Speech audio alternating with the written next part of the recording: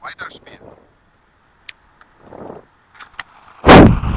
Was für eine Freude, was für ein Tor.